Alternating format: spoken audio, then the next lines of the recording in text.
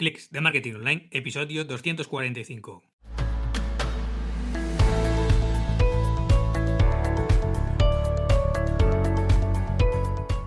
Hola, ¿qué tal? Muy buenas a todos y bienvenidos un día más a Clics de Marketing Online, el podcast en el que hablamos de todas las técnicas y estrategias de marketing online que pueden ayudarte a mejorar tu proyecto en Internet a golpe de clic, como no puede ser de otra forma.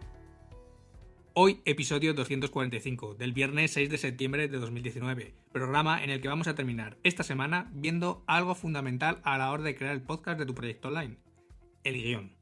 Así que, comenzamos. Aunque no lo quieras, tarde o temprano vas a necesitar un guión. En algunos casos, el guión puede ir durante la fase de planificación y ideación de tu podcast y será una parte integral del brainstorming.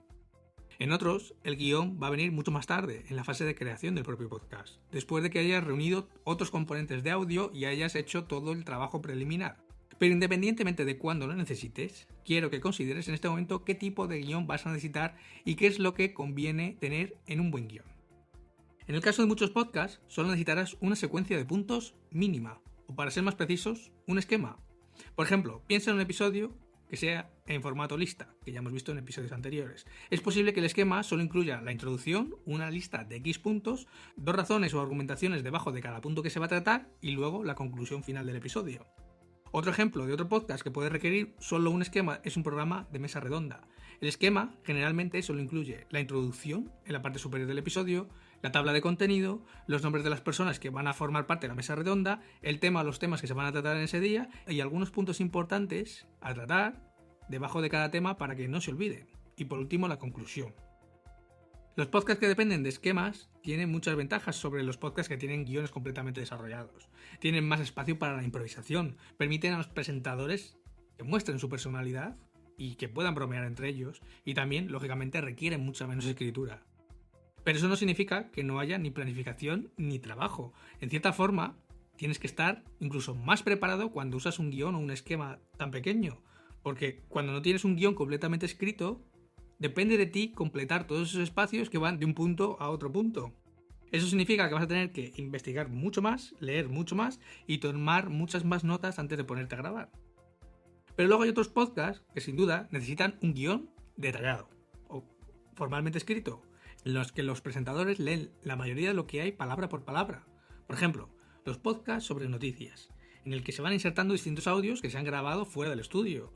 De toda la grabación que has hecho fuera del estudio, ¿qué clips de audio vas a incluir en el episodio?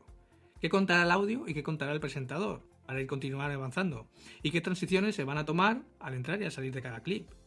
También, por ejemplo, los podcasts de ficción o los podcasts que explican algo de forma detallada. Estos episodios lógicamente ofrecen muchos detalles y es necesario un guión para asegurarte de que todos esos puntos importantes se cuentan de forma clara al usuario. Bien, mientras hagas esto, ten siempre en cuenta que siempre debes escribir para el oído, no para el ojo. O en otras palabras, escribe para un público que te va a escuchar y no te va a leer. Al mismo tiempo, escribe para el presentador que va a hablar sin consumir palabras por tus ojos. El hecho de que una frase funcione bien impresa no quiere decir que funcione bien en audio. Cuando escribes para el oído, también tienes que escribir para el aliento, para no quedarte sin él, básicamente. Eso significa escribir oraciones más cortas y con más fuerza. Significa escoger palabras con menos sílabas, palabras más cortitas. Y significa hablar más en línea recta y sin dar tanto rodeo. Esto es al final cuestión de práctica. Así que escribe un poco más y luego vuelve a reescribir. Lee tus guiones en voz alta mientras los vas escribiendo y utiliza una tabla de lectura para mejorar lo que hay en la página. Incluso cuando estés en el estudio grabando, detente si necesitas reescribir frases que suenen poco naturales o que sean forzadas. Pero sobre todo asegúrate de que tus guiones suenan como hablas y reflejan tu personalidad. Esto significa incorporar tu sentido del humor, tus aspectos personales, tus anécdotas, tu vocabulario y hasta a veces esa muletilla que todos tenemos.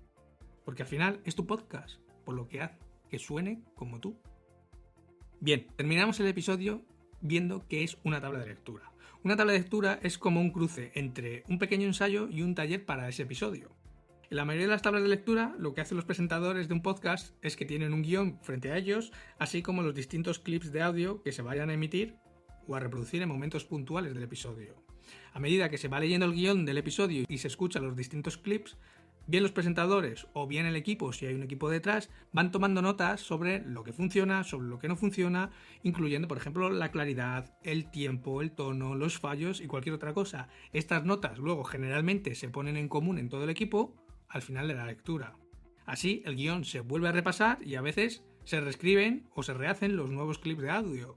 Algunos clips o secciones del guión se pueden rehacer incluso por completo y, lógicamente, no todos los podcasts pueden permitirse este tiempo y el equipo para hacer una tabla de lectura, como hemos visto.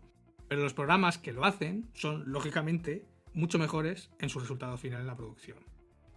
De todos modos, si tienes cualquier duda, ya sabes, escríbeme a través del formulario que encontrarás en mi página martin.click/contactar. Como siempre, muchas gracias por acompañarme, por tu valoración de 5 estrellas en iTunes, por tu corazoncito verde en Spotify o por tu me gusta y comentario en iVoox, que si lo dejas, me ayudarás a subir los rankings y harán que este podcast cada vez lo escuche más gente.